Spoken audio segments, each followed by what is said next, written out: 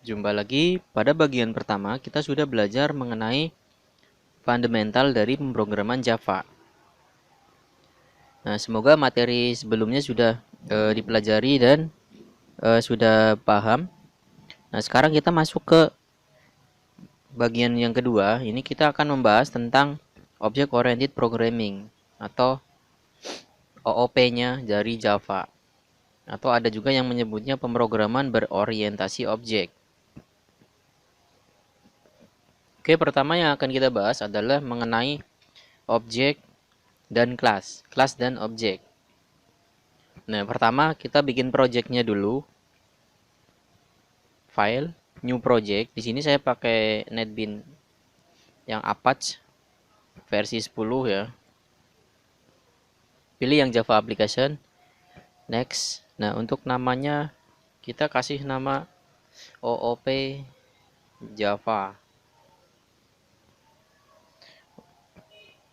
Use dedicated folder. Ini kita centang supaya otomatis dibikinkan folder lib di dalam projectnya. Kemudian untuk create main class, ini kita juga centang untuk otomatis membuatkan main class-nya. Ini kita ganti dulu. OOP Java-nya kita ganti main class. Ini kebiasaan. Klik finish. Nah, ini projectnya sudah jadi ya. Nah, untuk penjelasan mengenai kelas pada Java, kelas tersebut adalah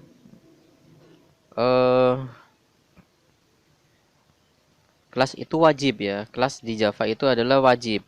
Karena pada setiap file di Java itu pasti memiliki yang namanya kelas. Dan minimal harus ada satu kelas. Nah, sedangkan untuk objek, objek sendiri adalah instan daripada kelas tersebut. Jadi ketika kita ingin membuat sebuah objek, maka kita harus membuat kelasnya terlebih dahulu.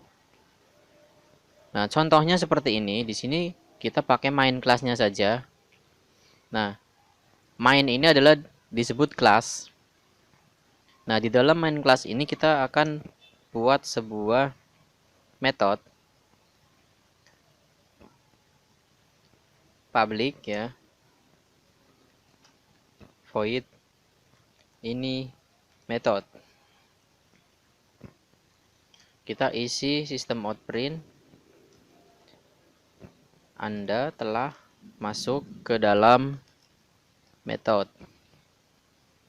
Nah, berarti ketika kita mengakses metode ini, dia akan mencetak teks dengan tulisan Anda telah masuk ke dalam metode.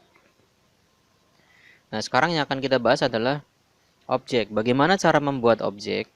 Objek itu adalah instan dari kelas. Nah, caranya gimana membuatnya? Nah, pertama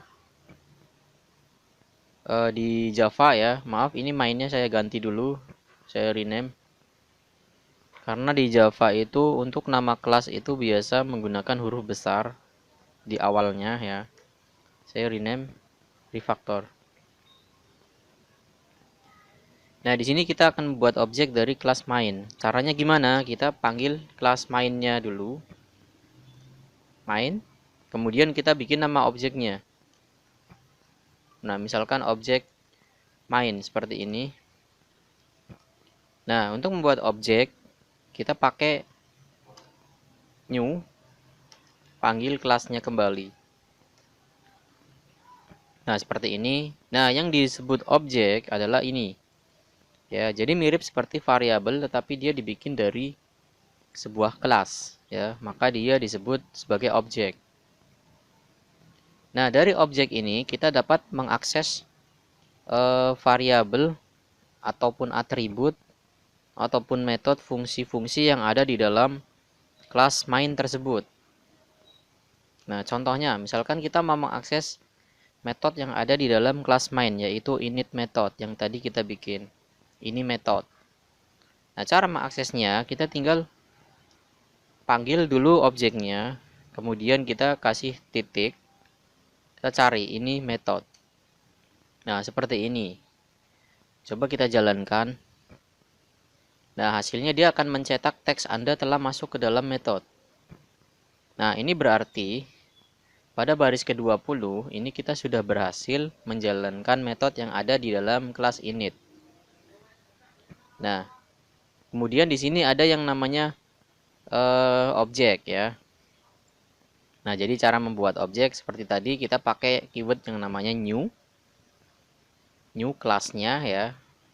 Kemudian untuk mengakses metode yang ada di dalam kelas tersebut kita pakai objek titik nama metode seperti ini. Oke, untuk pembahasan kelas dan objek cukup sampai di sini. Terima kasih.